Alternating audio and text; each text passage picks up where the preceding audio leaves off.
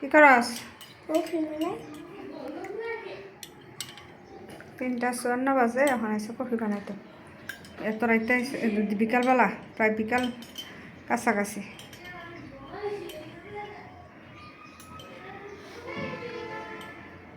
Coffee খাওয়ার লেগে পাগল। মানুষ এখনই খায়, সন্ধ্যার সময় খায়, সকালে খায়, এখন খায়।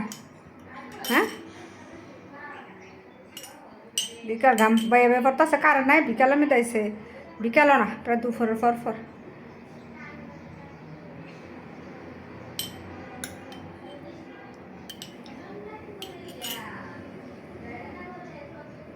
দেখছি, খান আপনি, খাইতে ইচ্ছা করে।